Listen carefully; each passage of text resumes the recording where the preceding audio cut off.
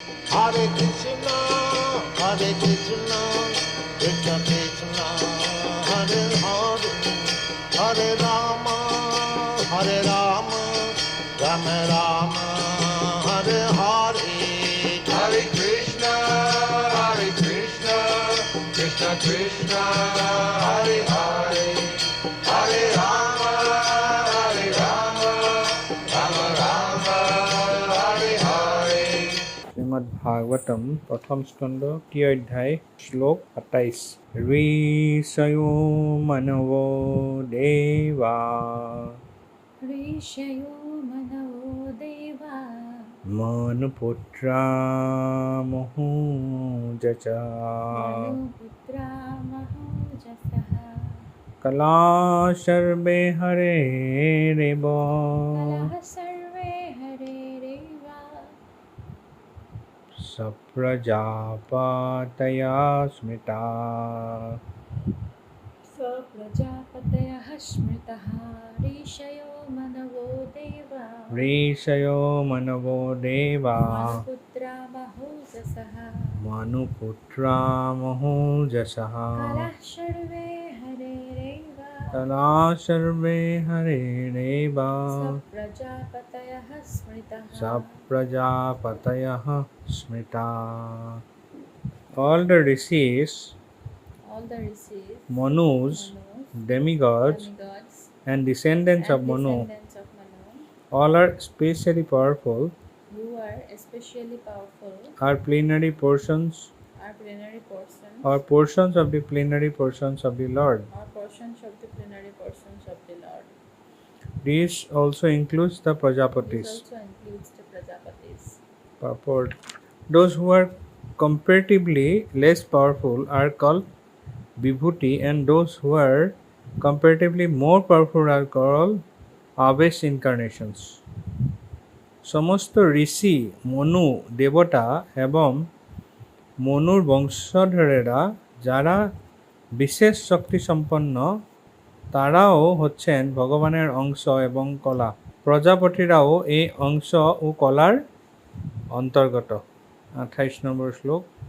এতে সংসা কলা পুংসা Ete chamsha kalah pumsha কৃষ্ণস্তু ভগবান স্বয়ং Krishnastu Bhagavan Swayam ইন্দ্রারিব্যাকুলম লোকম Indraribhya kulam lokam মৃদয়ন্তি যুগে যুগে Vridayanti yuge yuge Ete chamsha kalaha pumsaha এতে সংসা কলা পুংসা Krishnastu Bhagavan Swayam কৃষ্ণস্তু ভগবান স্বয়ং Indraribhya kulam lokam ইন্দ্রারিব্যাকুলম লোকম Vridayanti yuge yuge মৃদয়ন্তি যুগে যুগে.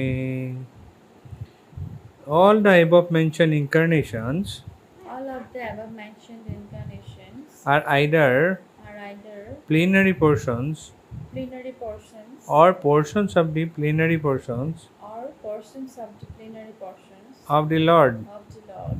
But Lord Shri Krishna But Lord Sri Krishna is the original personality of Godhead. is the original personality of Godhead. All of them All of them appear on planets appear on planets whenever there is a disturbance whenever there is a disturbance created by the atheist. created by the atheist. The Lord incarnates The Lord incarnates to protect the theist. to protect the theist. পূর্বোল্লিখিত এই সমস্ত দেবতারা হচ্ছেন ভগবানের অংশ অথবা কলা অবতার, কিন্তু শ্রীকৃষ্ণ হচ্ছেন পরমেশ্বর ভগবান স্বয়ং। যখন নাস্তিকদের অত্যাচার বেড়ে যায় তখন আস্তিকদের রক্ষা করার জন্যে ভগবান এই ধরাধামে অবতীর্ণ হন। Purport. In this particular stanza, Lord Sri Krishna, the personality of Godhead, is distinguished from other incarnations. He is counted amongst the avatars because out of his causeless mercy, the Lord descends from his transcendental abode. Avatar means one who descends. All the incarnations of the Lord, including the Lord Himself, descend to the different planets of the material world, as also in different species of life, to fulfill particular missions. Sometimes He comes Himself, and sometimes His different plenary portions or parts of the plenary portions or His differentiated portions, directly or indirectly empowered by Him, descends to this material world to execute certain specific functions. Originally, the Lord is full of all opulences, all prowess, all fame, all beauty, all knowledge, and all renunciation. When they are partly manifested through the plenary portions or parts of the plenary portions, it should be noted that certain manifestations of his different powers are required for those particular functions. When in the room small electric bulbs are displayed, it doesn't mean that the electric powerhouse is limited by the small bulbs. The same powerhouse can supply power to operate large-scale industrial dynamos with greater volts. Similarly, the incarnations of the Lord display limited powers because so much power is needed at that particular time. For example, Lord Parshuram and Lord Nrsimha displayed unusual opulence by killing the disobedient Kshatriyas 21 times and killing the greatly powerful atheist Hiranyakasipu. Hiranyakasipu was so powerful that even the demigods in other planets would tremble simply by the unfavorable raising of his eyebrows. The demigods in the higher level of material existence many times excel the most well-to-do human beings in duration of life, beauty, wealth, paraphernalia, and all other respects. Still, they are afraid of Hiranyakasipu. Thus, we can simply imagine how powerful Hiranyakasipu was in this material world. But even Hiranyakasipu was cut into small pieces by the nails of Lord Nrsimha. This means that anyone materially powerful cannot stand the strength of the Lord's nails. Similarly, Jamadagni displayed the Lord's power to kill all the disobedient kings powerfully situated in their respective states. The Lord's empowered incarnation Narada and plenary incarnation Varaha, as well as indirectly empowered Lord Buddha, created faith in the mass of people. The incarnations of Ram and Dhanvantari displayed his fame, and Balaram, Mohini, and Vamana exhibited his beauty. Dattatreya, Matsya, Kumara, and Kapila exhibited his transcendental knowledge. Nara and Naranaran rishis exhibited his renunciation. So all the different indirectly or directly empowered incarnations of the Lord manifested different features. But Lord Krishna, the primeval Lord, exhibited the complete features of Godhead, and thus it is confirmed that He is the source of all other incarnations. And the most extraordinary feature exhibited by Lord Sri Krishna was his internal energetic manifestation of his pastimes with the cowherd girls. His pastimes with gopis are all displays of transcendental existence, bliss, and knowledge, although these are manifested apparently as sex love. The specific attraction of his pastime with the gopis should never be misunderstood.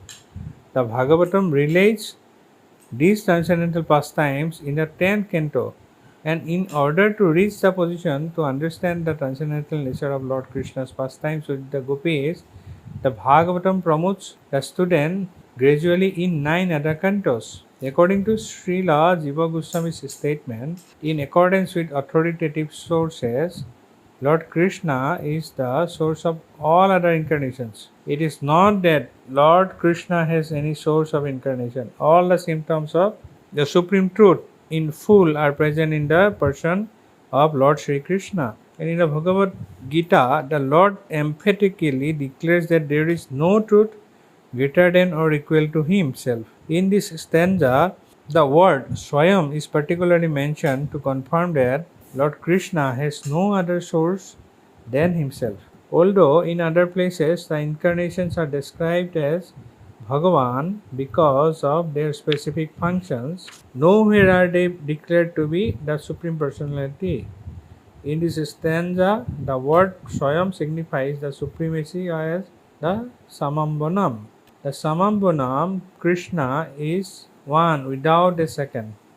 He himself has expanded himself in various parts, portions, and particles as Swayam Rupa, Swayam Prakasha, Tat Ekatma, Prabhavo, Vaibhava, Vilasa, Avatara, Avesha, and Jivas, all provided with innumerable energies just suitable to the respective persons and personalities.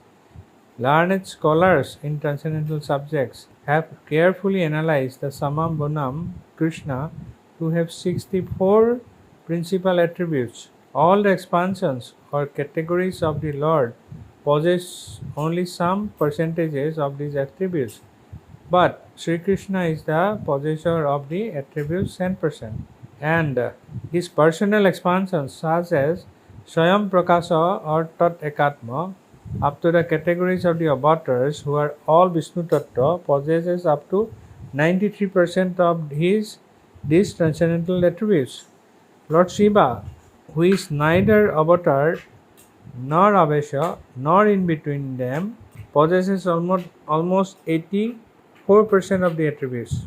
But the jivas or the individual living beings in different statuses of life possesses up to the limit of 78% of the attributes. In the conditioned state of material existence, the living entities possesses these attributes in minute quantity, varying in terms of the pious life of the living being.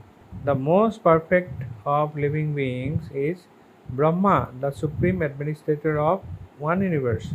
He possesses 78% of the attributes in full.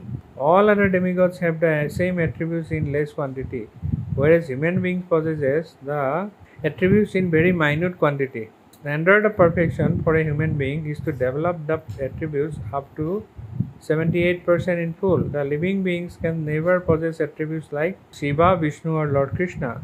A living being can become godly by developing the 78% transcendental attributes in fullness, but he can never become a god like Shiva, Vishnu, or Krishna. He can become a Brahma in due course. The godly living beings, who are all residents of the planets in the spiritual sky, are eternal associates of God in different spiritual planets called Haridham and Mahesdham. The abode of Lord Krishna above all spiritual planets is called Krishna Lok or Golok Vrindavan. And the perfected living being, by developing 78% of the above attributes in fullness, can enter the planet of Krishna Lok after leaving the present material body. Namo Vishnu Padaya Krishna Prasthaya Bhutale Srimate Jayapata Saminiti Namine Namo Acharya Padaya Nitai Kipapadayine Gaurukatha Dhamadaya Nagara Gramatarine Namo Vishnu Padaya Krishna Prasthaya Bhutale Srimate Bhaktivedanta Saminiti Namine Namaste Saraswate Devi Gauravani Pacharine Nirvishesha Sunnavadi Pasatade Satarine Mukhaṁ Karoti Vasalam Pangum Langhati Girim Jatkripatamaham Bande Sri Guru Dinatarinam Paramananda Madhavam Sri Chaitanya Iswaram Hari Om Tat Sat. তো ইয়াত ২৭ number শ্লোকটোত কৈছে যে সমস্ত ঋষিগণ, মনু, দেৱতা আৰু মনুৰ বংশধৰসকলৰ যিসকল বিশেষ শক্তিসম্পন্ন, তেওঁলোকো হৈছে ভগৱানৰ অংশ। বা কলা। প্ৰজাপতিসকলো এই অংশ আৰু কলাৰ অন্তৰ্গত। প্ৰভুপাদে তাৎপৰ্যত লিখিছে, যারা তুলনামূলকভাবে কম শক্তি সম্পন্ন তাদের বলা হয় বিভূতি, এবং যারা অধিক শক্তিশালী তাদের বলা হয় আবেশ অৱতাৰ। যিসকলে তুলনামূলকভাৱে কম শক্তিশালী তেওঁলোকক বিভূতি বুলি কোৱা হয়, বিভূতি অৱতাৰ। আৰু যিসকল বেছি শক্তিশালী তেওঁলোকক কৰা হয় আবেশ, শক্তিৰ আবেশ কৰি দিয়ে ভগৱানে, এম্পাৱাৰ্ড কৰি দিয়ে। বিভূতি অৱতাৰ যাৰ কম আছে, মানে কৃপা কৰিছে ভগৱানে কিন্তু ফুল্লি এম্পাৱাৰ্ড কৰা নাই। ইয়াত কৈছে যে কি বুলি কৈছে, আনকি প্ৰজাপতিসকলো মানে ব্ৰহ্মা। আৰম্ভণিতে কোন আছিলে? ব্ৰহ্মা। গোটেই যিটো আমাৰ গোটেই ছিষ্টেম আছে, গোটেই সৌৰজগতৰ গোটেই প্লেনেটাৰী ছিষ্টেম, ব্ৰহ্মাণ্ডৰ যিটো ছিষ্টেম, এই গোটেই ছিষ্টেমটোত কি কৰিব লাগিছিলে?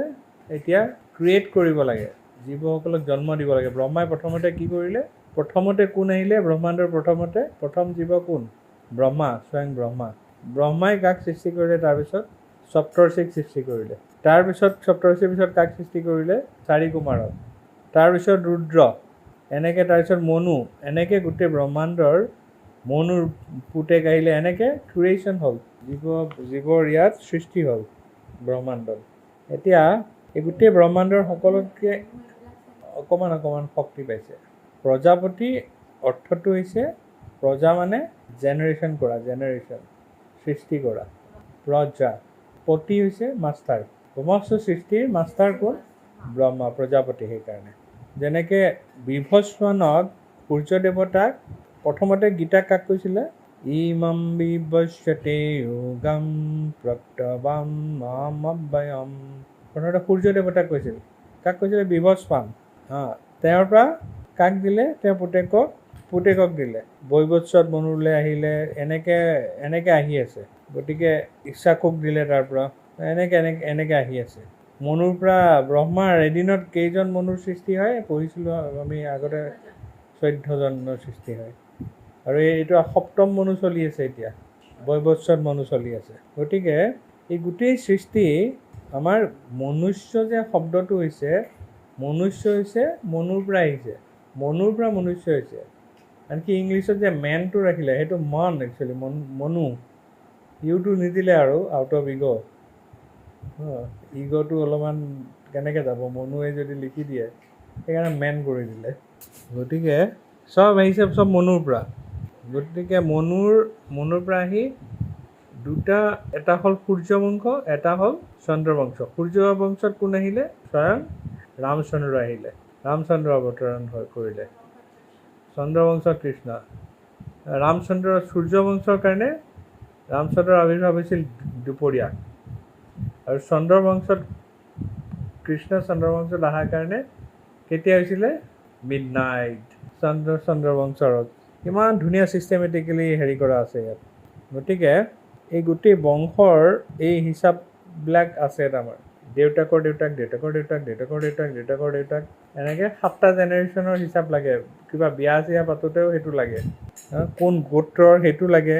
গোত্ৰ মানে অৰিজিনেল পৰম্পৰাটো ক'ৰ পৰা আহিছে, সৃষ্টি ক'ৰ পৰা আহিছে, কোনটো ফেমিলি।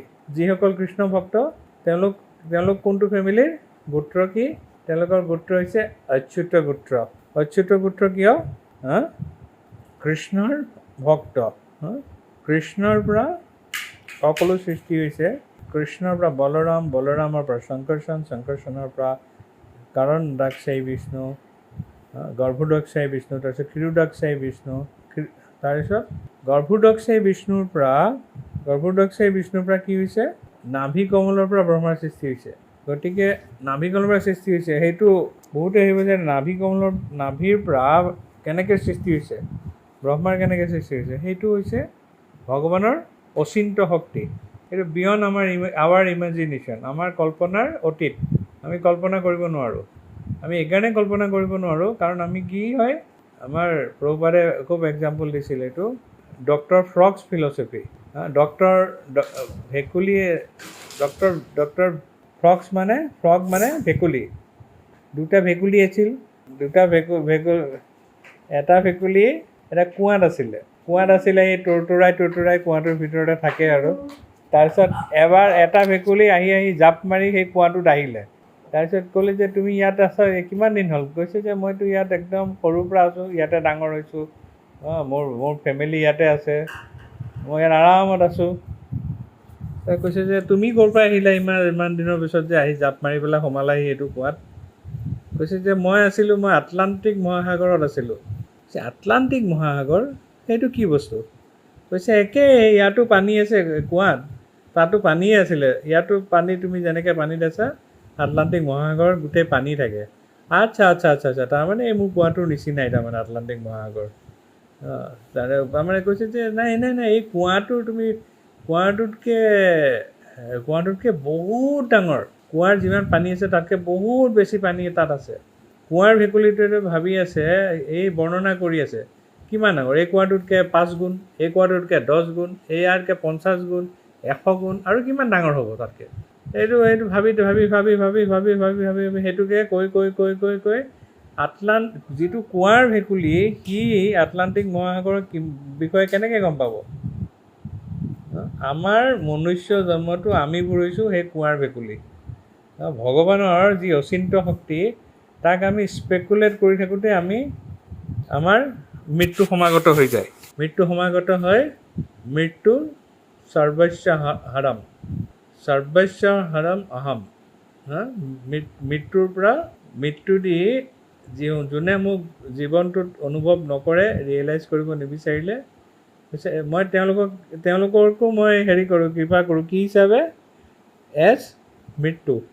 গতিকে সেই মৃত্যুৰ সময়লৈকে তেওঁলোকে এই কুঁৱাৰ ভেকুলীৰ নিচিনাকৈ তেনেকুৱা দৰ্শনৰ পিছত পৰি থাকি লাষ্টত মৃত্যুমুখত পৰেগৈ।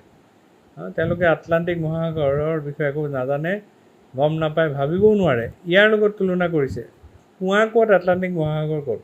গতিকে ভগৱানে নাভি কমলৰ পৰা ব্ৰহ্মাক কেনেকৈ সৃষ্টি কৰিছে, যোন সম্পূৰ্ণৰূপে ভাগৱতৰ আলমত থাকি ভক্তি জীৱনত থাকিব, ভগৱানৰ বিশেষ কৃপা হ'ব, গুৰু সাধু বৈষ্ণৱৰ কৃপা হ'ব, তেতিয়া তেওঁ বুজি পাব। ব্ৰহ্মা নিজেই কনফিউজ হৈ গৈছে যেতিয়া দেখা পাইছে ক'ত চব শূন্যতা, তেওঁ কিহৰ ওপৰত বহি আছে? তাৰ পদুম ফুলৰ ওপৰত বহি আছে। কৈছে মই কি কুকুৰ পৰা আহিলোঁ, কি কৰিলোঁ, ভাবি আছে চাৰিওফালে ব্ৰহ্মাই। তেতিয়া ব্ৰহ্মাই শব্দটো সুধিছে, তেতিয়া ব্ৰহ্মাই শুনিছে, আকাশবাণী শুনিছে, ভগৱানে কি বুলি কৈছে? তাৰমানে তুমি তপস্যা কৰা। ব্ৰহ্মাই যেতিয়া তপস্যা কৰিছে তেতিয়া দিব্য জ্ঞান হৃদয় প্ৰকাশিত, গোটেই জ্ঞানটো ব্ৰহ্মাৰ হৃদয়ত প্ৰকাশ হৈছে। আমি যিমানেই শাস্ত্ৰ অধ্যয়ন নকৰোঁ, বেদ অধ্যয়ন নকৰোঁ, যেতিয়ালৈকে ভগৱানৰ আৰু সাধু গুৰু বৈষ্ণৱৰ কৃপা যেতিয়ালৈকে নহয়, কোনোবা ৰসিক ভক্তৰ যেতিয়ালৈকে কৃপা নহয়, যেতিয়ালৈকে কোনোবা প্ৰেমিক ভক্তৰ কৃপা নহয়, তেতিয়ালৈকে হৃদয়ত আমাৰ সেই জ্ঞানটো নাহে। আৰু যদি আমি একো নপঢ়োঁ হ'লেও সেই জ্ঞানে কি হ'ব? স্বয়ং স্ফুৰিত হ'ব। তো তেনেকৈ এই বিশ্বব্ৰহ্মাণ্ডৰ জীৱৰ সৃষ্টি হৈছে। ব্ৰহ্মা, মনু, যেতিয়া 4 কুমাৰক ব্ৰহ্মাই ক'লে যে তোমালোকেও সৃষ্টি কৰিব লাগিব, প্ৰজাপতি হ'ব লাগিব তোমালোকে। 4 কুমাৰটো দিব্য জ্ঞান আছিলে সকলোৰে, যে আমি কোনোদিনে আমি সম্পূৰ্ণৰূপে ব্ৰহ্মচাৰী হ'ম, আমাৰ সৃষ্টিৰ কাৰ্যত আমি সোমাবলৈ নাই, আমি ব্ৰহ্মচাৰী 4জন। ব্ৰহ্মাৰ বিৰাট খং উঠিলে, তেতিয়া বিৰাট খং উঠিলে যে মোৰ আদেশ উলংঘা কৰিছে মোৰ নিজৰ ল'ৰাই। এইটো ভগৱানৰ ইচ্ছা খং উঠাটো। আৰু ব্ৰহ্মাৰ যেতিয়া খং উঠিলে কাৰ সৃষ্টি হ'ল? ৰুদ্ৰৰ সৃষ্টি হৈছে তেতিয়া। এতিয়া নিত্যানন্দ প্ৰভু আৰু চৈতন্য মহাপ্ৰভু, তেওঁলোক কোন? কৃষ্ণ বলৰাম। তেওঁলোক হৈছে বিষ্ণু তত্ত্ব। মহাপ্ৰভু নিজেই স্বয়ং মহাপ্ৰভু আৰু কৃষ্ণ স্বয়ং ভগৱান। নিত্যানন্দ প্ৰভু বিষ্ণু তত্ত্ব, বলৰাম। গদাধৰ পণ্ডিত কি? গদাধৰ পণ্ডিত কোন হয়? শ্ৰীমতী ৰাধাৰাণী। গদাধৰ পণ্ডিত শ্ৰীমতী ৰাধাৰাণী। ৰাধাৰাণীৰ কাৰণে শক্তি তত্ত্ব। আৰু বাকী যোন আছিলে শ্ৰীবাস কোন? নাৰদমণি। শ্ৰীবাস ঠাকুৰ, নাৰদমণি যে শ্ৰীবাস ঠাকুৰ, সেইকাৰণে ছেপাৰেটেড এক্সপানশ্যন, ভগৱানৰ অংশৰ তেওঁ বিষ্ণু তত্ত্ব নহয়। গতিকে ব্ৰহ্মাৰ চকুৰ পৰা ৰুদ্ৰৰ সৃষ্টি হৈছে। সেইটো যদি আমি ভাবিবলৈ যাওঁ আমি ডক্টৰ ফ্ৰগ হ'ব লাগিব। এই কুঁৱাৰ ভেকুলী নোহোৱাই ভাল। শাস্ত্ৰত যেনেকৈ দিছে এজ ইট ইজ আমি বিশ্বাস কৰা ভাল। শাস্ত্ৰত কৈছে যে যেতিয়া যিকোনো জীৱ জন্তুৰ বা যাৰে বিষ্ঠা আমি যদি টাচ কৰোঁ তেন্তে লগে লগে আমি গা ধুব লাগে, অপবিত্ৰ হৈ যাওঁ। কুকুৰে পায়খানা কৰিছে, মেকুৰীয়ে পায়খানা কৰিছে, যোনে পায়খানা নকৰক, কিন্তু যদি আমি টাচ কৰোঁ আমি কি কৰিব লাগে? লগে লগে গা ধুব লাগে। গা ধুব নিৰ্দেশ দিছে। কিন্তু যদি আমি শাস্ত্ৰই কৈছে যে গৰু গোবৰ দি গোটেই ঘৰ লিপিব লাগে, গৰু গোবৰ চবতে লগাব লাগে, পূজাত ব্যৱহাৰ হয় গোবৰ। চাইণ্টিষ্টবিলাকে এতিয়া আহি পেলাই পাইছে হয় গৰু গোবৰটো বেলেগ ধৰণৰ, নৰ্মেল বিস্তাৰ নিচিনা নহয়। গৰু গোবৰত চব এণ্টিবেক্টেৰিয়েল এলিমেণ্টছ আছে, গোটেই এণ্টিবেক্টেৰিয়েল এলিমেণ্টছ আছে তাতে। সেইকাৰণে শাস্ত্ৰ সদায় কাৰেক্ট। যিকোনো জন্তুৰ যদি হাড় টাচ কৰে কি কৰিব লাগে? গা ধুব লাগে। জীৱ জন্তুৰ মানুহৰ হাড় জৰাই হওক। কিন্তু কৈছে যে শংখটো পূজাত লাগে, শংখ আমি বজাওঁ, আমুকৰ খোলা। গতিকে শাস্ত্ৰটো সদায় এইটো ভেৰি চাইণ্টিফিক সদায়। সেইকাৰণে শাস্ত্ৰ সদায় পাৰফেক্ট, যেনেকৈ আমি আলোচনা কৰি আছোঁ। আৰু 4 লাখ বছৰৰ পিছত কল্কি অৱতাৰ আহিব। কাৰ ঘৰত আহিব, মাক কোন হ'ব, দেউতাক কোন হ'ব, তেওঁৰ এক্টিভিটিজ কি হ'ব, চব এতিয়া প্ৰেডিকশ্যন দিয়া আছে। এনেকুৱা সময়ত মহাপ্ৰভু আহিব, সেইটো প্ৰেডিকশ্যন দিয়া আছে। বুদ্ধদেৱ আহিব, সেইটো প্ৰেডিকশ্যন দিয়া আছিল। সম্পূৰ্ণ পাৰফেক্ট। সেইকাৰণে ইয়াত কৈছে যে প্ৰজাপতিসকলো এই ভগৱানৰ এই অংশ আৰু কলাৰ অন্তৰ্গত। ইয়াৰ পিছৰ যিটো 28 নম্বৰ শ্লোকটো, এইটো খুব ইম্পৰ্টেণ্ট শ্লোক। এটা আমি চব জানিব লাগে। এইবিলাক আমাক কৈছে গোটেই এই স্কন্ধটো কিহৰ ওপৰত হৈছে? সৃষ্টিৰ ওপৰত, ক্ৰিয়েশ্যনৰ ওপৰত আমি পঢ়ি আছোঁ, চৰ্চা কৰি আছোঁ। ক্ৰিয়েশ্যনৰ ওপৰত, সৃষ্টিৰ ওপৰত আমি দেখা পাই আছোঁ গোটেই কেনেকৈ বৃদ্ধি হৈছে, জীৱাত্মা কেনেকৈ সৃষ্টি হৈছে, কেনেকৈ জীৱ সৃষ্টি হ'ল, কেনেকৈ ভগৱানৰ কেনেকৈ এক্সপানশ্যন হয়, এইবিলাক আমি পঢ়ি আছোঁ। তাৰ মাজত যদি আমাৰ কনফিউজন হৈ যায়, ভগৱানৰ ইমান এক্সপানশ্যন আছে, তেতিয়া আকৌ মহাবিষ্ণুৰ পৰা কেনেবাকৈ কৃষ্ণ আহিলে নেকি? কাৰণ কাৰাগাৰত প্ৰথমতে চতুৰ্ভুজী নাৰায়ণ আহিছে, তাৰপিছত কৃষ্ণ হিচাপে বাল ৰূপত আহিছে। সেইটো যাতে কনফিউজ নহয়, সেইকাৰণে এই 28 নম্বৰ শ্লোকটো, এতেষাং সকলা পুংসা কৃষ্ণস্তু ভগৱান স্বয়ং ইন্দ্ৰদী ব্যাকুলম লোকম মৃদয়ন্তি যুগে যুগে ইন্দ্ৰাণী ব্যাকুলম লোকম। তেওঁ কৈছে যে আস্তিকসকলৰ ৰক্ষা কৰাৰ কাৰণে এই ধৰাধামত কোন আহে? নাস্তিকসকলৰ অত্যাচাৰ যেতিয়া বাঢ়ি যায়, তেতিয়া ইয়াৰ ধৰাধামত কোন আহে? স্বয়ং ভগৱানে অৱতৰণ কৰে। অৱতৰতি ইতি অৱতাৰ, যোনে অৱতৰণ কৰে। কিয় অৱতৰণ কৰে? যদা হি ধৰ্মস্য গ্লানিৰ্ভৱতি ভাৰত অভ্যুত্থানম অধৰ্মস্য তদাত্মানম সৃজাম্যহম পৰিত্ৰাণায় সাধুনাম বিনাশায় চ দুষ্কৃতম ধৰ্ম সংস্থাপনাৰ্থায় সম্ভৱামি যুগে যুগে। যেতিয়া প্ৰয়োজন হয় তেতিয়াই ভগৱান অৱতৰণ কৰে। কাৰ কাৰণে কৰে? ভক্তসকলৰ কাৰণে আহে। অসুৰ সংহাৰ কৰিবলৈ সেইটো মুখ্য উদ্দেশ্য নহয়। মুখ্য উদ্দেশ্য হৈছে ভগৱানৰ ভক্তৰ লগত ৰেচিপ্ৰকেট কৰিবৰ কাৰণে, আদান প্ৰদান কৰিবৰ কাৰণে। ভগৱানে ইমান ভাল পায় ভক্তক। এতেষাং সকলা পুংস্য কৃষ্ণস্তু ভগৱান স্বয়ং। কৈছে যে যিমান আমি অৱতাৰণ আমি আলোচনা কৰিলোঁ, সেইবিলাক ভগৱানৰ অংশ কলা বা অংশৰ অংশ। কিন্তু ইয়াত কৈছে যে lord Shri Krishna is the original personality of godhead. ভগৱান শ্ৰীকৃষ্ণ হৈছে স্বয়ং নিজেই সুপ্ৰিম পাৰ্চনেলিটি।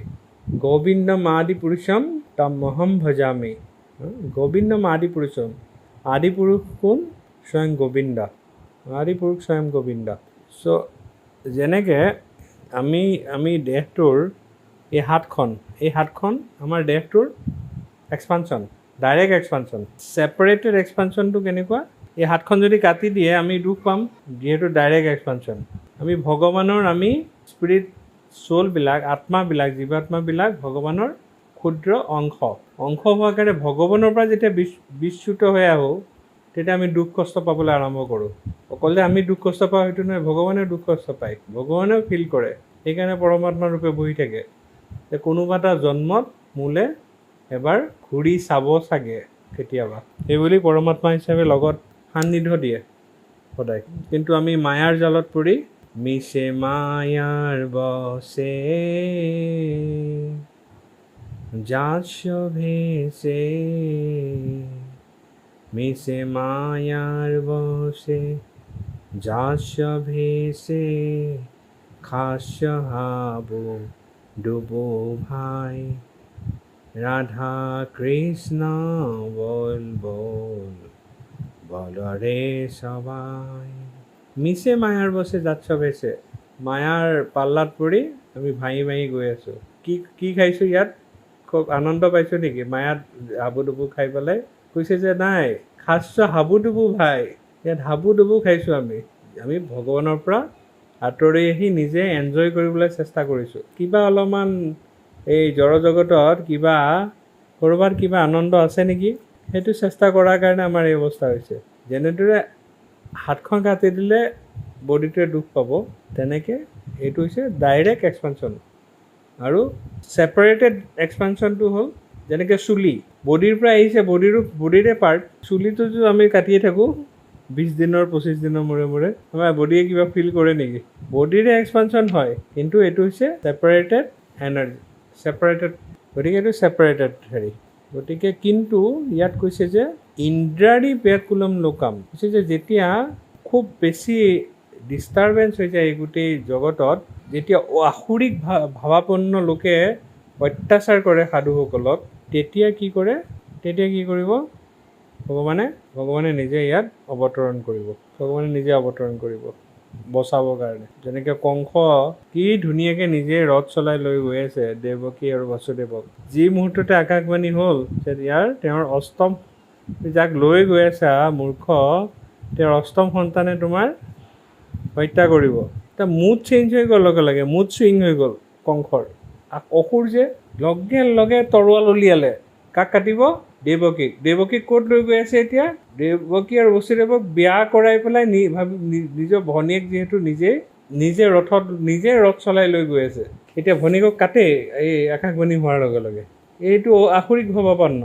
বসুদেৱে তেতিয়া বহুত ফিলচফিকেলি বহুত কৈ কংসক মান্তি হ'ল। কংসই জানে যে বসুদেৱ হৈছে কেতিয়াও মিছা কথা নকয়, কেতিয়াও সত্যবাদী, যি কয় সঁচা ক'ব। কিবা যদি প্ৰমিছ কৰিছে সেই প্ৰতিজ্ঞা পূৰ্ণ কৰিব। বসুদেৱে ক'লে যে তুমিতো ইয়াত কি বুলি কৈছে তোমাক আকাশবাণী, যে তোমাক অষ্টম সন্তানে হেৰি কৰিব, তুমি চিন্তা কৰিব নালাগে, যিমান সন্তান হ'ব মই তোমাক দি থৈ, প্ৰত্যেকটো মই তোমাক দান কৰিম, তুমি যি কৰা কৰিবা। তোমাৰ নিজৰ ভনীয়েকক মাৰিবা, তোমাক চবেই হেৰি হ'ব নহয়, তোমাৰ গোটেই ইতিহাসত লিখা থাকিব তোমাৰ বিষয়ে যে বিয়া হোৱাৰ তোমাৰ শুভ মুহূৰ্তত তুমি এনেকুৱা এটা সাংঘাতিক অশুভ কাম কৰিব লৈছা। বিভিন্ন বুজালে বাসুদেৱে, তেতিয়া কনভিন্স হ'ল কংস। এই কংস প্ৰবৃত্তিৰ জীৱবিলাকৰ কাৰণে যেতিয়া বাঢ়ি যায় উৎপাত, সেই উৎপাত দমন কৰিবলৈ ভগৱানে নিজে অৱতৰণ কৰে। হেৰিয়াক কিমান কষ্ট দিলে প্ৰহ্লাদ মহাৰাজক হিৰণ্যকশিপু ইমান শক্তিশালী আছিলে। এই দেৱতাসকলে হিৰণ্যকশিপু যে কপালখন যদি চকু এনেকৈ খঙত যদি চাই, তাতে কঁপনি উঠি যায় দেৱতাবিলাকৰ, ইমান ভয় খাইছিলে। সূৰ্য দেৱতাই সেইমতে ক্লাইমেট চেঞ্জ কৰি দিছিলে, সূৰ্য দেৱতাই AC কৰি দিয়ে। কাৰ ভয়ত? হিৰণ্যকশিপুৰ ভয়ত। কিন্তু প্ৰহ্লাদ মহাৰাজক ভগৱানে বচালে। গতিকে ইয়াত কৈছে যে এতে সংখ্য কলাপুংশ কৃষ্ণাস্তু ভগৱান স্বয়ং।